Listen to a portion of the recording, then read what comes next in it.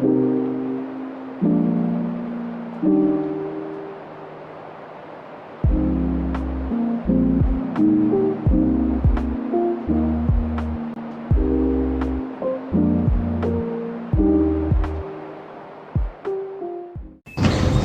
Konsep ruang dan waktu dalam sejarah. Setiap peristiwa sejarah atau event yang dialami manusia pada masa lampau berlangsung dalam ruang atau space dan waktu atau time tertentu.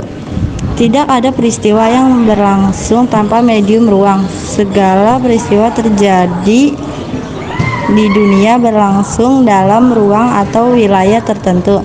Segala tindakan perilaku manusia terjadi di tempat atau lokasi tertentu.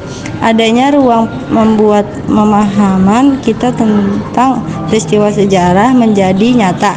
Selain itu, memungkinkan orang membuat kategorisasi peristiwa sejarah berdasarkan tempat seperti sejarah lokal, sejarah daerah, sejarah nasional, sejarah wilayah, sejarah kawasan, dan sejarah dunia. Perjalanan hidup manusia tidak dapat dilepaskan dari waktu. Lebih daripada itu, dalam sejarah, masa lampau itu bukan merupakan suatu masa yang final, berhenti ataupun tertutup, melainkan terus berproses memengaruhi masa kini dan masa depan. Masa lampau dalam hal ini bukanlah keadaan atau peristiwanya, melainkan kearifannya. Meskipun kearifannya terus bergerak ke masa depan, sejarah itu tetaplah sebuah kajian tentang peristiwa masa lalu. Hasilnya adalah pemahaman tentang peristiwa itu serta perspektif untuk memahami masa kini dan masa depan.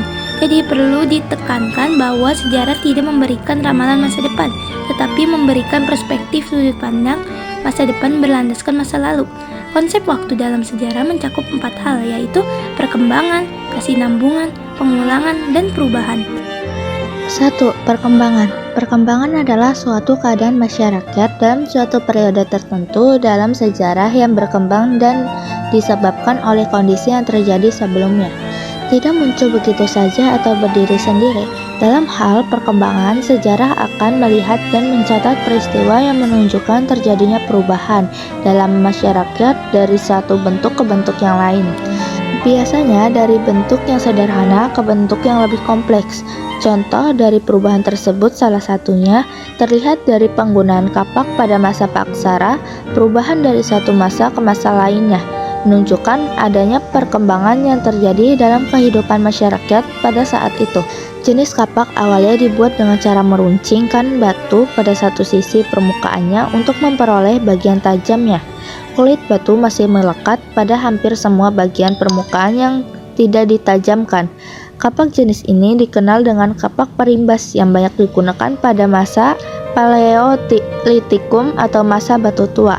Selanjutnya, pembuatan kapak mengalami perubahan, yaitu dengan cara membentuk batu sedemikian rupa hingga memiliki bentuk yang meruncing lonjong. Pemangkasan dan penajaman dilakukan meliputi hampir ke seluruh bagian permukaan batunya secara memanjang ke arah ujung runcingan. Sebagian kulit batu pada bagian sisi permukaan tidak dipangkas untuk memudahkan saat menggenggam ketika hendak digunakan. Kapak ini dikenal dengan kapak genggam yang banyak digunakan pada masa Mesolitikum atau masa batu Madya. Penangkapan dan ketajaman batu yang sebelumnya dibuat secara kasar, kemudian dihapuskan secara sempurna pada kedua sisinya. Perubahan terjadi pada bahan baku yang digunakan, yaitu batuan kali yang berwarna hitam pekat. Bahan batu kemudian dikumpas halus dan permukaan batunya diratakan melalui teknik pukulan beruntun. Kapak ini adalah kapak lonjong yang digunakan pada masa Neolitikum atau masa batu muda. 2. Kesinambungan adalah suatu kondisi yang terkadang tidak melahirkan kondisi baru, tetapi tetap diwariskan atau diteruskan karena dianggap baik oleh suatu masyarakat. Misalnya, praktik sosial tertentu menunjukkan terjadinya kesinambungan konstituitas. 3. Pengulangan adalah fenomena yang pernah terjadi sebelumnya terulang kembali pada masa sekarang. Contohnya, pergantian rezim demokrasi terpimpin ke Orde Baru dan Orde Baru Reformasi. Rezim tersebut dapat berganti karena salah satu faktornya adalah gerakan mahasiswa. Pada tahun 1966, mahasiswa menuntut Tritura, sedangkan pada tahun 1998, mahasiswa menuntut dilakukan reformasi. 4. Perubahan. Perubahan adalah ketika masyarakat membentuk praktik yang baru dan berbeda dengan praktik yang sebelumnya. Biasanya perubahan terjadi karena pengaruh dari luar, misalnya perang, bencana alam, revolusi, krisis ekonomi, reformasi, dan globalisasi. Contoh perubahan dari luar adalah pemindahan pusat kerajaan Mataram kuno dari Jawa Tengah ke Jawa Timur. Pemindahan tersebut dilakukan karena adanya bencana letusan dahsyat Gunung Merapi yang menghancurkan pusat kerajaan. Perubahan terbagi menjadi dua, yaitu perubahan yang disengaja dan perubahan yang tidak disengaja. Perubahan yang disengaja adalah perubahan yang melewati proses perencanaan tertentu. Contohnya, pada masa pemerintahan Orde Baru, bangsa Indonesia pernah memiliki realita atau rencana pembangunan 5 tahun.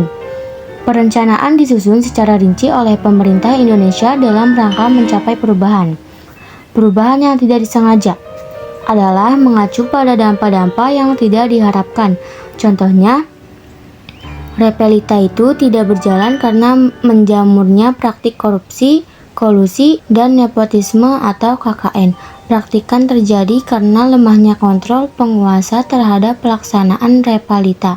Perubahan yang besar pengaruhnya biasanya berkaitan dengan perubahan ideologi, sistem ekonomi, dan sistem politik.